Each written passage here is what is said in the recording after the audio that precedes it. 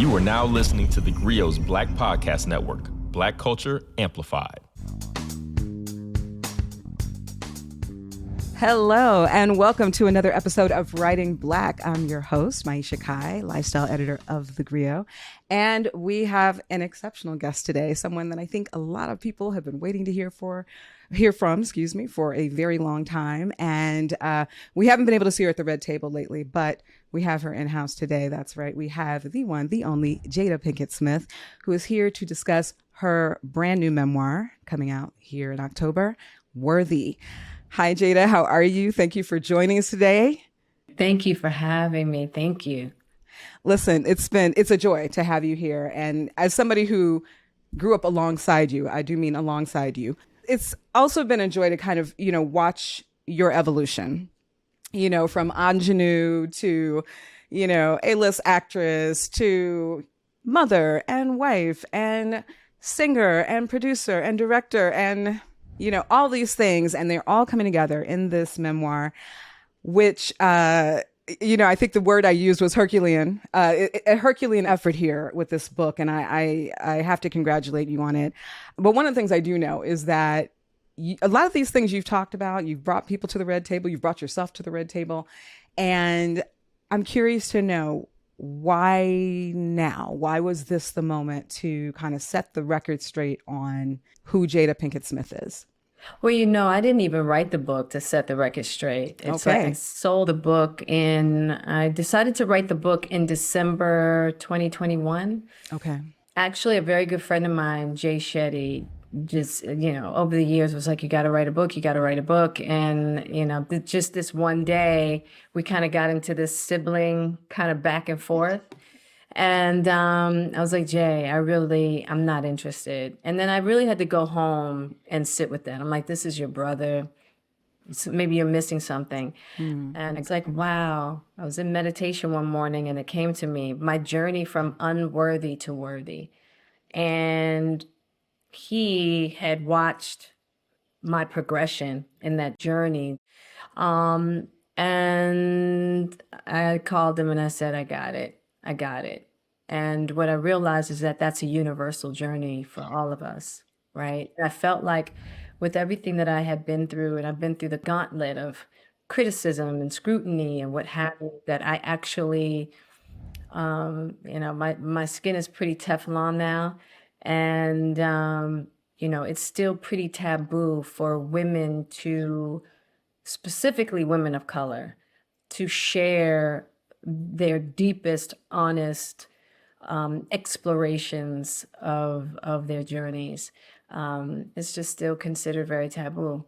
And I know that on my journey to self-worth, I wish I had had more stories that I could refer to while I was on my journey. Yeah, I first of all, thank you for correcting me that you were not setting the record straight. And I think it speaks to the book that it felt like, listen, you all are so interested. Everybody has so much to say, that it did feel like that. It felt very much like, well, here it is for the record. And whether you like it or not, here it is. I loved that. And I definitely, again, as a contemporary in age, I saw myself in this book. I saw my own struggles with, insecurities, self-esteem, relationships, like all those things. So thank you for writing it. And I also think, there was a interesting timeliness, obviously, about this book. You say you decided to write it in December of 2021. Yeah. Obviously, we can't ignore the elephant of your other half in the room, that Will Smith's book had come out in, I think, November 2021.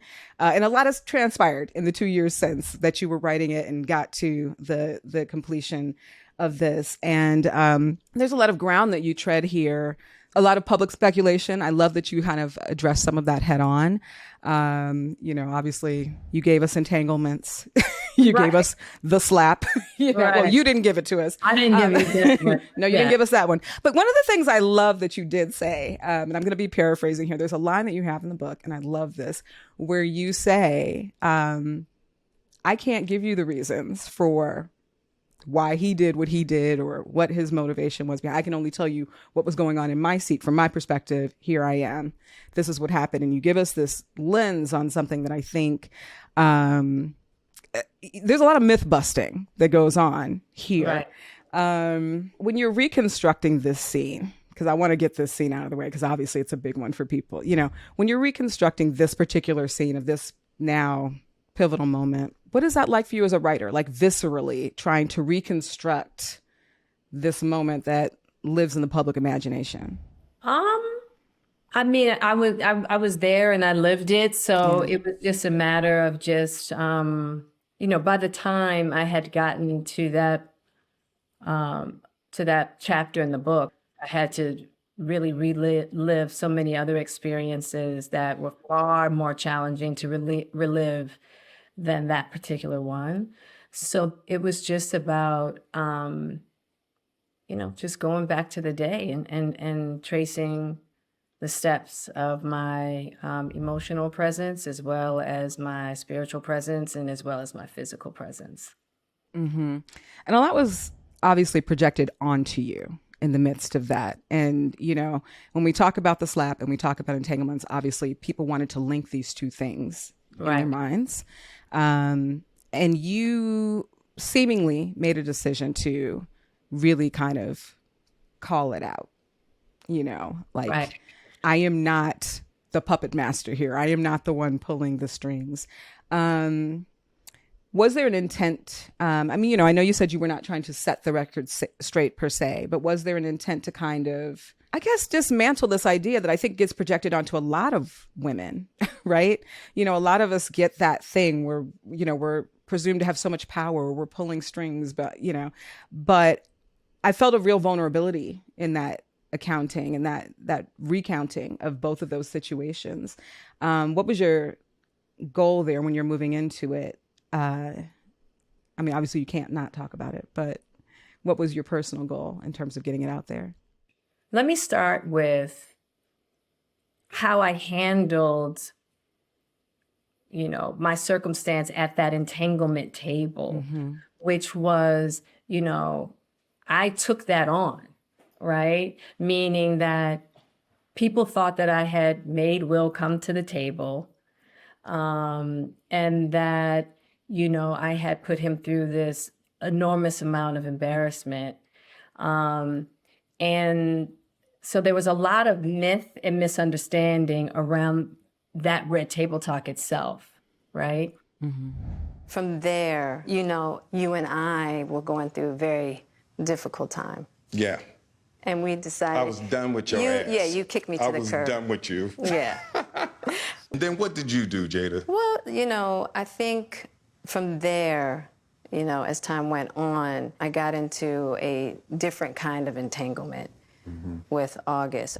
And the idea that I was this adulterous wife, which that in itself was not true. As I explained in the book, we had broken up, we separated in 2016 and had been trying to figure out how to dissolve our marriage consciously. But when it was time to come to the table and bring myself to the table, I decided to take it all on, just to quiet everything. And at the end of the day, I felt like it was my mess, it was my hit to take. Once the conversation finally started, now very late at night, we began with ease.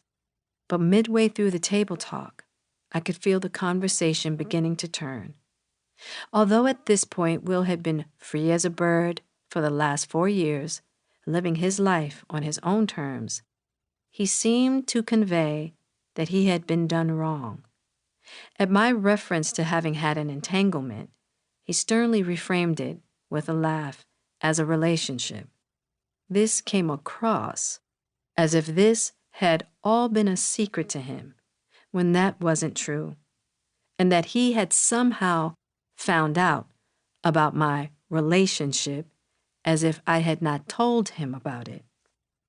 Here's where I should have stopped the conversation, but instead, my habit of self-betrayal overwhelmed me, and I swallowed my own voice. After a few more failed attempts at regaining the narrative, I resigned and abandoned the purpose of why I had come to the table in the first place: to tell my truth and to show how we were in partnership in working through being separated but not divorced. Of course, I did what I was trying never to do again. That is, fall right into my martyrdom bag. It was clear that Will and I were no longer in alignment, that the train had gone off the track. Because I didn't want to oppose Will publicly, in my codependent way, I took the blame and played the pleasing and appeasing role I knew so well.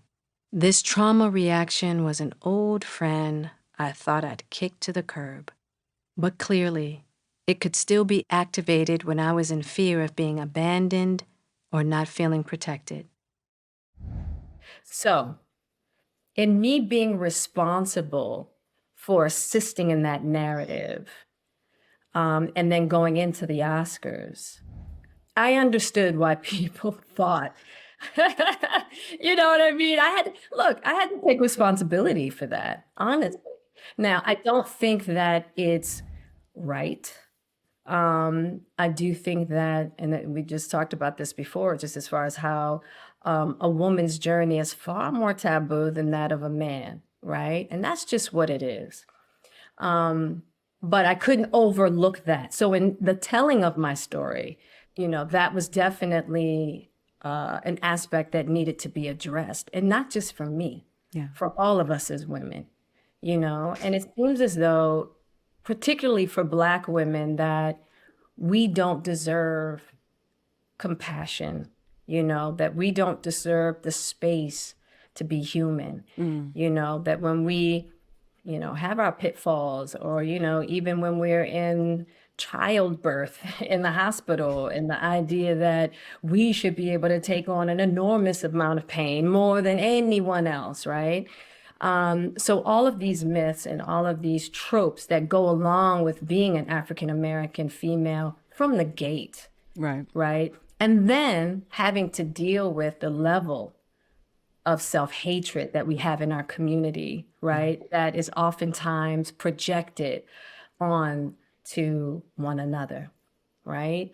And so there was so many very complex, complicated,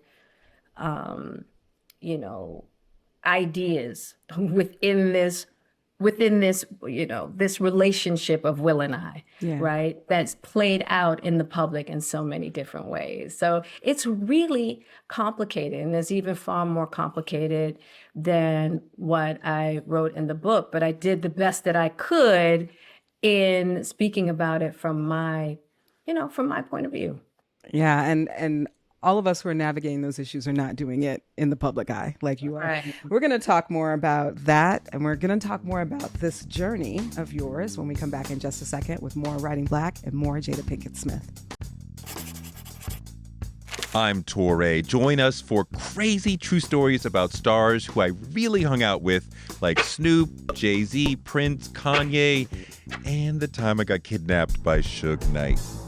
Don't miss my animated series, Star Stories with Torre, from the theGrio Black Podcast Network.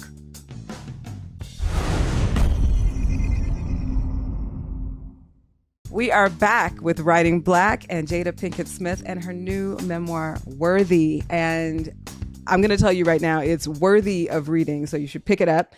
Jada, I was really stunned by a lot of the revelations in this book. I mean, you really take us back to the beginning. This is a podcast about writers and writing, as much as it's about stories and storytelling. And you do something great here where you take the hero's journey, which is a part of almost every story ever written everywhere, and you flip it into the heroine's journey. And you were just talking about how a woman's journey is taboo. Like, there's so many aspects of our journey, and how I think also where the hero's journey is often, I think, represented as very solo, right? This like, I'm out and I'm championing, while a woman's journey is both alone and also matrilineal is how you outlined it in this book, which I thought was so artful and so poignant. And I think really resonated with me, and I think will resonate with a lot of women, especially as they read this book. And you start us in the story in your grandmother's garden, and you kind of bring us on down the line. And when you were writing this, and I don't want to overlook, the fact that we have book shepherds and co-writers and, people who help us along with this. When you were structuring the book, was that something that you really, how were you deliberate in terms of teasing out this kind of like family tree that starts in this garden, and kind of blossoms from there and coalesces into you? That was something that I really discovered in my healing process, right? So before I sold the book, I created an outline that I knew had to include the story of my grandmother and even pulling in a bit of my great-grandmother, right? Because I saw in my healing process the dots that connected my great-grandmother to my mother, to my grandmother, to my mother, to me, right? And several things that had been passed down. And just like to do it for for my own healing process, but also like the heroines that I was born from, right? And the when I think about my grandmother's story, what she was able to come through, you know what I mean? Like the power and the creativity and the love that my legacy is made of, right? And so that was definitely in the very seedling, the very beginning of my process in putting this book together. You also play, I think, this is just me, it might be a me thing, but it might be a you thing too. You also, to me, really play with female archetypes. And I know as an actress, this is something you're extremely familiar with. But, and people will debate how many female archetypes there are. Some people say 4, some people say as many as 13. But, I settled on 7 that we see in a lot of, contemporary Western narratives. And I've written them down. The maiden, the mother, the queen, the huntress, the sage, the mystic, and the lover. And throughout this book, throughout the arc of this book, I see you in each of these roles. I see you evolving through these roles, going back and forth and fluid and drawing in other people who are, and it's so interesting to me. Did you think about those archetypes when you were writing this? You know what? I wish I had those specific, archetypes, because it's really hard. Like you said, there's so many theories out there and so many different understandings of what the heroine's journey is and what the types are and what have you, And I was like, okay, let me just come from, just a very organic place within, right? And not even try to place specific to say, oh, this is me and my huntress stage. This is me and my sage stage. Just hoping that energetically it would be communicated just how I got it. You get it, right? And so, because that's when you realize it's just universal. Yeah. It's universal. Yeah. Well, I want to get into that sage a little bit because, obviously we have not had the pleasure of sitting at the red table with you weekly as of late, but you give us these little red table moments throughout this book. At the end of the chapters. That's right. That's right. I saw the little red and I was like, is this a red table talk? Just a red table moment. So, I think it's important for people to understand, this is both a memoir and it's kind of it's a guide. There's your journey, and then there's this invitation to engage in our own journeys.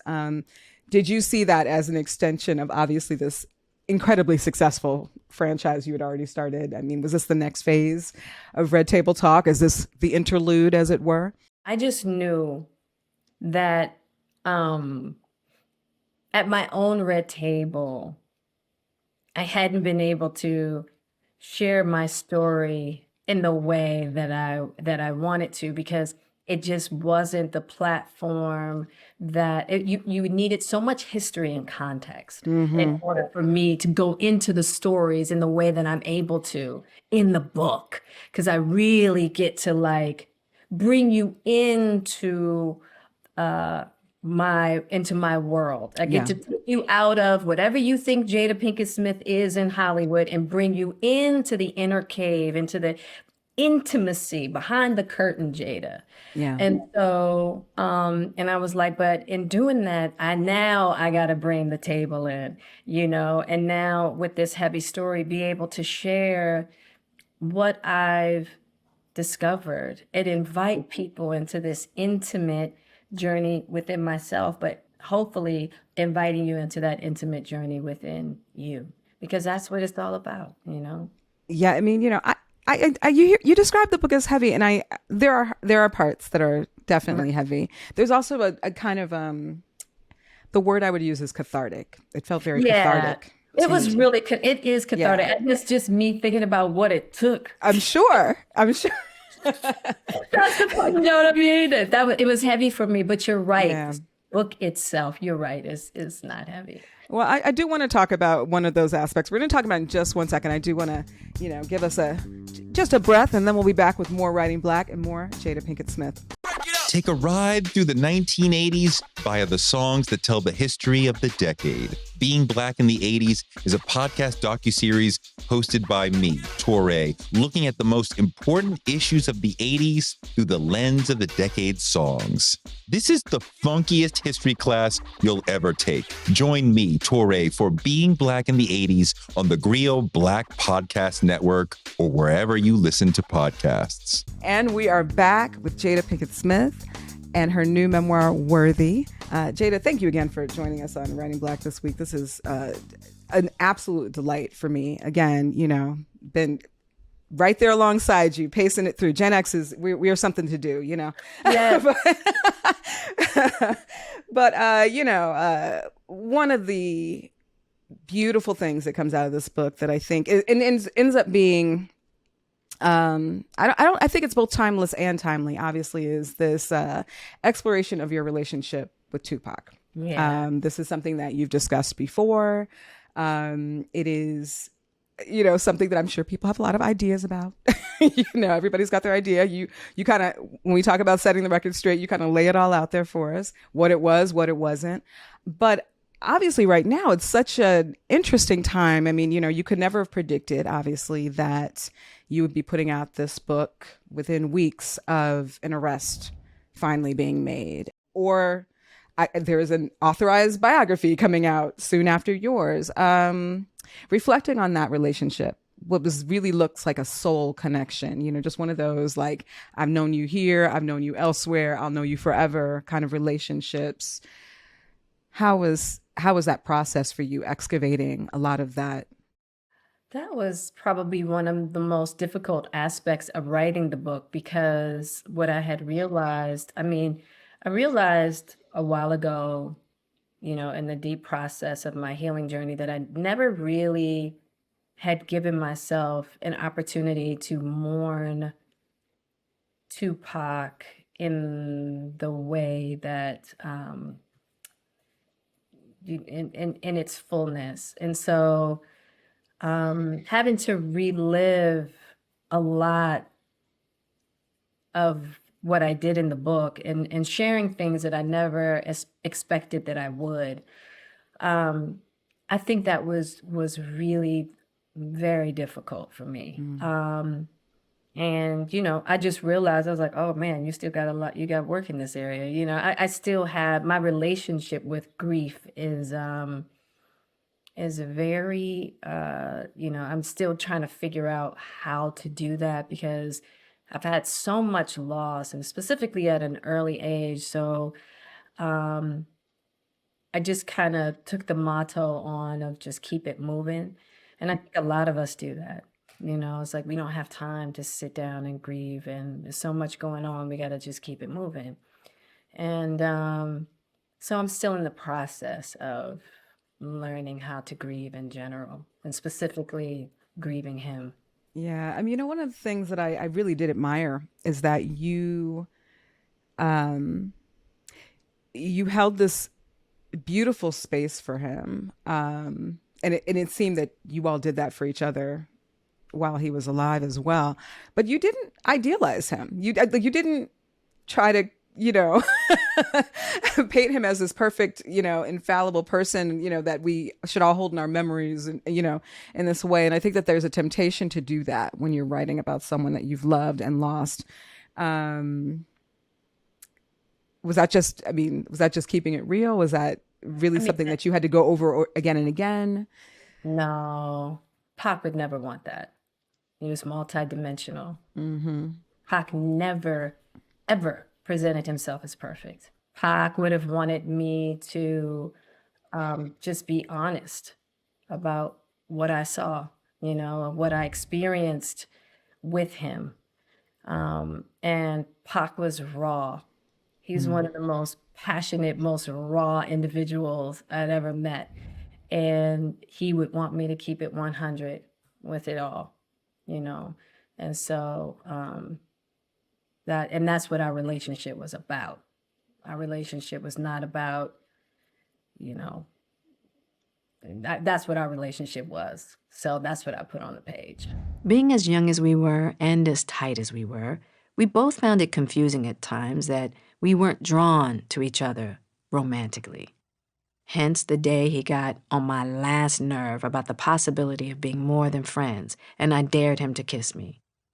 Without hesitation, Pac grabbed me in his arms and did just that.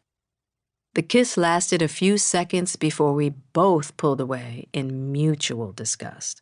It felt wrong. Pac pulled back with his eyes all squinted as if he had drunk spoiled milk. He wiped his lips hard and said, "What the fuck?" I laughed my ass off. "See, I told you, dummy."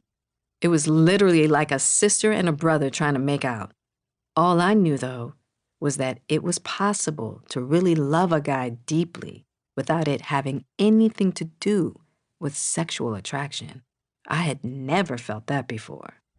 Yeah, I mean, it definitely, if there was ever a relationship that seemed to embody that twin flames kind of dynamic, even the ascent, it's so, you hear about these stories, right? That the improbabilities of two people from the same place at the same time ending up in the same sphere, Right.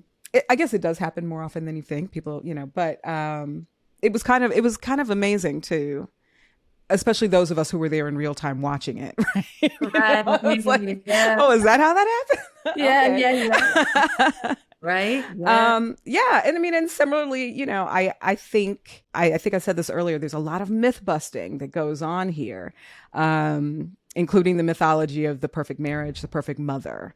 What does that look like? Who are these people? What is the red carpet and what is that red table, right? Right. Right. Obviously when you're writing about people that you love, that you live with, that you have a life with, it's delicate to write about somebody. There's this quote that floats around. I think Lena Dunham said it, like the worst thing you can say to somebody is that I'm writing about you. Yeah. Now in your case, obviously it's almost like you have a literary companion here, these two literal bookends of, his story, your story, and whatever falls in between. That's right. But were there conversations about that? Like when you were, with your children, with Will, with your mother, Oh, yeah. I had conversations with everyone about the stories that would be written. My approach. My mother, I was very, made sure that she was in step, She understood exactly what I was putting on the page and she read it. I communicated with my kids, the stories that I was sharing about them, communicated with Will. Will read the book. And so I wanted to make sure that this book was written in harmony, and not to not to abandon my purpose and not to abandon my truth. And so it's one of the things that I learned at that red table at that entanglement table, while we're in the process of trying to learn how to love ourselves, and trying to learn to love our loved ones who are right next to us. That balance of loving yourself and not leaving your loved ones on the side of the road, and loving your loved ones and not leaving yourself on the side of the road. And what that entanglement table, what I got to see is that I wasn't as prolific at learning how to love someone that I love deeply and not putting myself on the side of the road. And so this book was a real curriculum in me figuring out how to have everybody on the road together. How do I love myself and love all those around me in my truth? And did you sense any shifts in those relationships for you, with you being able to put your truth out like that? I sensed shifts in people really embracing my journey and understanding the necessity of this healing process that came through this book for me, and got all the support around it, for sure. I love to hear that. Yeah. 'Cause that does not always happen. But yeah, for me, I've been very blessed in that way. Well, listen, you've been blessed in a lot of ways, because some parts of this book, I'm going to go back to the Baltimore days. There are a lot of surprises in this book, like things that I just don't think people would know about you or suspect. Exactly. Yeah. Exactly. Like there were a couple of moments I found myself running into the other room talking to my partner, like, yo, did you know that Jada was like a queen pin? Like, When you live in an environment where you are seen as unworthy and you feel unworthy, you are going to treat others that way too. These kind of dog-eat-dog conditions can turn anyone selfish, which could make selling drugs simply part of the game of life. This was my way to financial stability and mobility. I wasn't going to become a hustler's girlfriend. I had seen with my own eyes the level of control and enslavement that came from being financially dependent on a man. Some of the girls in my circle looked to their drug dealer boyfriends to give them places to stay, cars, jewelry, and clothes so they could have a better life, but at the cost of enduring cycles of betrayal and abuse that were unthinkable to me. Fuck that. If anyone was going to give me the trappings of the good life, it was going to be me. I came to the conclusion that I could be as successful a drug dealer as any man. In my view, I could work my way to running a whole operation, be a queen pin. Sorry, I had to spoil it for him. I was like, I was shocked. I was like, ah. I know. It was like an alternate reality. Like, Absolutely. Yeah. And, on that note, I have to shout out Debbie Allen, because, there is this thing that happens when we're seen, right, by somebody. And I think, it does bring us full circle to the book itself. Like, I saw you in this book. I saw myself as well. But there were these repeated testimonies to what it means when somebody sees you and affirms your experience and your existence. And, I think it's wonderful if you get the opportunity to tell a tale, but when you don't, it's wonderful when somebody else can tap in. I don't know if that's it. That, for sure. Like, I don't know if everybody knew that Lena James was actually inspired by you. Yeah. Like, I was like, what? Yes, she was inspired by me. Yep. My intention was to go in and faithfully portray the student who had HIV and give a great reading. After I read for the role, Debbie seemed impressed, and we started talking.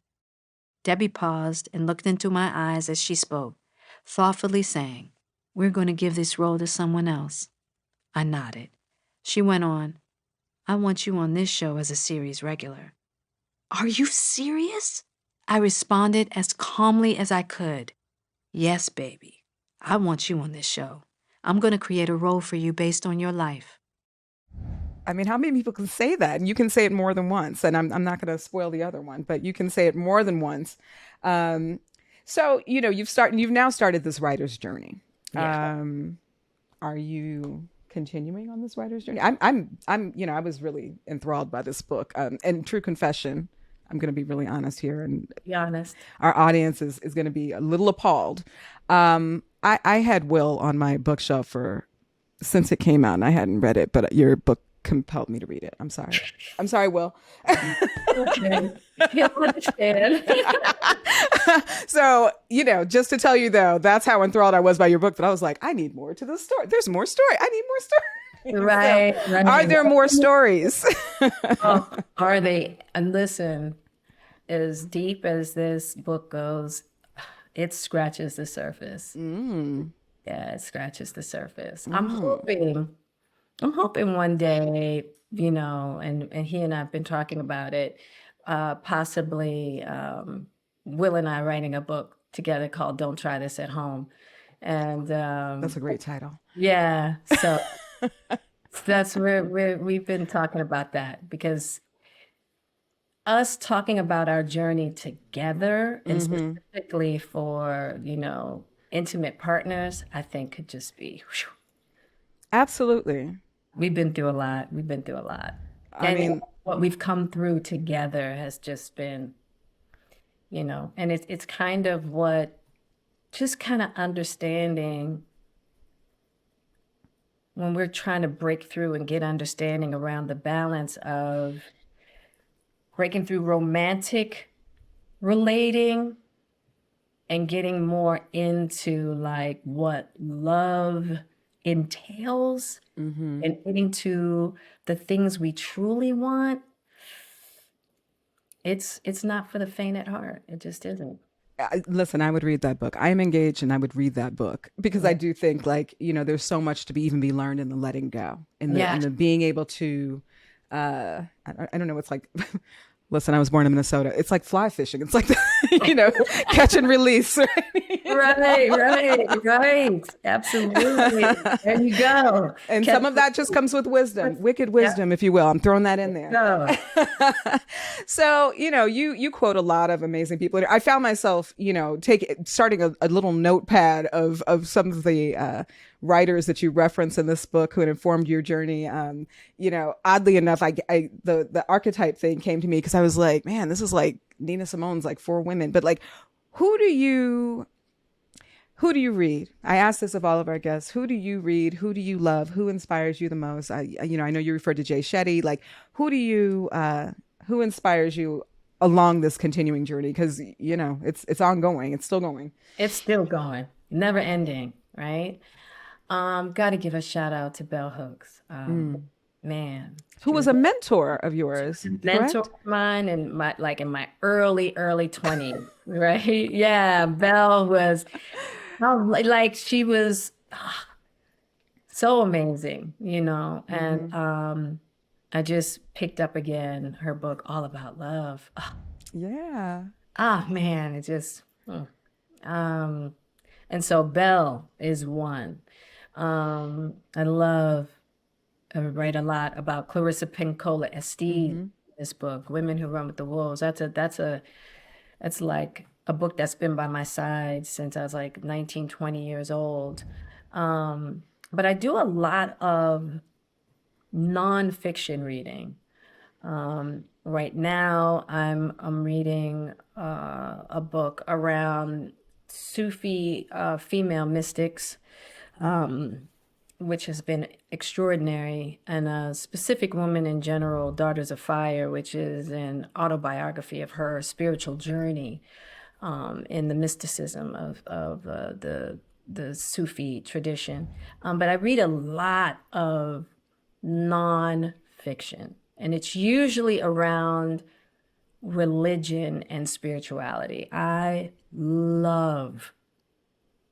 just love reading about religion. So whether it's Islam, Christianity, Judaism, you name it, Sufism, Sikhism, And it's usually more of the mystical elements of those particular traditions. But that's usually what I'm reading about. Oh, and shout out for dismantling those Scientology rumors, by the way. Oh, yeah, for sure. You put that in good context here. Yeah. So, but yeah, that's usually my reading. But it's definitely some fiction that I've loved, along the way too. Well, I was so enthralled by this book. That's the word that keeps coming to me, enthralled. I found myself, I devoured it, first of all. I think I kind of inhaled the book. Wow. And that doesn't always happen. So No, I want to thank you for that, because it was definitely a pleasure reading. And there's so much more that we didn't even really uncover here, but I don't want to spoil it for people because I really want them to pick up Worthy. I think it's such an incredible exploration of you, and again, an invitation to explore ourselves. So thank you so much, Jada Pinkett Smith, for writing this book. I wouldn't mind seeing it come to the screen or some sort of something, I'm just going to put that out there. You know people. So.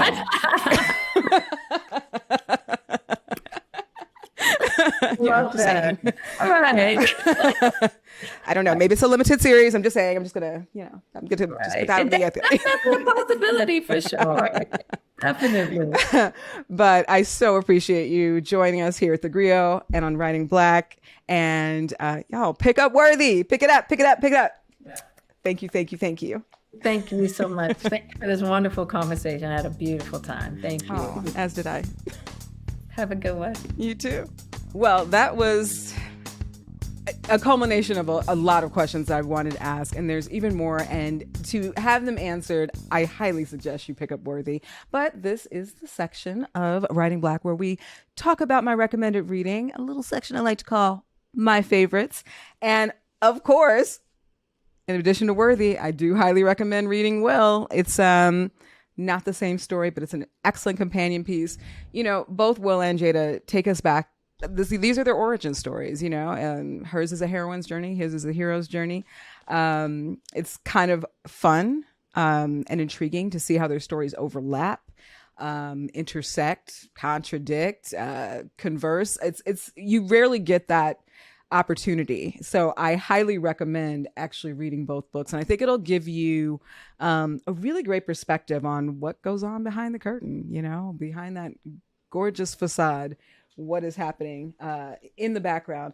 Another memoir that I'm digging into right now, I haven't finished it yet, but I highly recommend already, is Raquel Willis, The Risk It Takes to Bloom, on life and liberation. Raquel Willis, if you are not familiar, incredible activist, trans activist. And this is a story that is not to be missed. So I just wanted to give a shout out to Raquel. I'm going to finish it, I promise. And hopefully we'll have her on soon to discuss the book. But in the meantime, if you want to catch up on any of the episodes of Writing Black, you can do so on the Grio's Black Podcast Network or anywhere that you get your podcasts. And we will see you next time on the next episode of Writing Black. Thanks so much for joining us for this week's episode of Writing Black. As always, you can find us on the GRIO app or wherever you find your podcasts.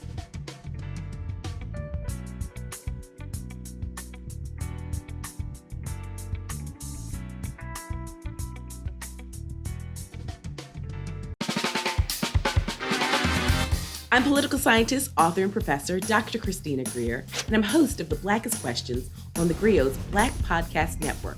This person invented ranch dressing around 1950. Who are they? I have no idea. This all began as an exclusive Black History trivia party at my home in Harlem with family and friends. And they got so popular, it seemed only right to share the fun with our GRIO listeners.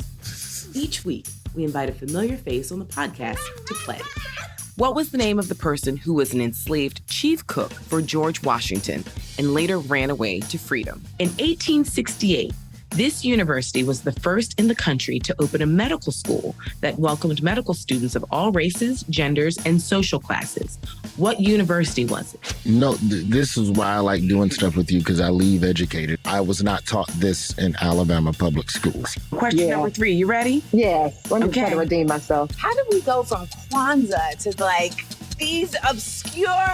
sport, darling. This is like the New York Times crossword from a Monday to a Saturday. right or wrong, because all we care about is the journey and having some fun while we do it. I'm excited and also a little nervous. Oh, listen, no need to be nervous. And as I tell all of my guests, this is an opportunity for us to educate ourselves because Black history is American history. So we're just going to have some fun. Listen, some people get 0 out of 5. Some people get 5 out of 5. It doesn't matter. We're just going to be on a little intellectual journey together. Latoya Cantrell? That's right. Mayor Latoya Cantrell. Hercules Posey. Born in 1754, and he was a member of the Mount Vernon slave community, widely admired for his culinary skills. I'm going to guess Afro-punk. Close. It's Afro Nation. So last year, according to my research, it's Samuel Wilson, aka Falcon. Wrong. Wrong. I am disputing this. I'm very 99.9999 sure that it is Representative John Lewis, who is also from the state of Alabama. That lets you know, Christina, we got some goodness come out of Alabama. There's something in the water in Alabama, and you are absolutely correct. The harder they come. Close. Oh, wait. The harder they fall? That's right. I'm one of those people that just changes one word. I mean, I know the song too well. I just don't know nothing today. It's I'm gonna pour myself a little water while you tell me the answer. The answer is Seneca Village, which began in 1825 with the purchase of land by a trustee of the AME Zion Church. You know why games like this make me nervous? I don't know if I know enough black. Do I know enough? How black am I? Oh my Lord, we gonna find out in public. So give us a follow, subscribe, and join us on the Blackest Questions.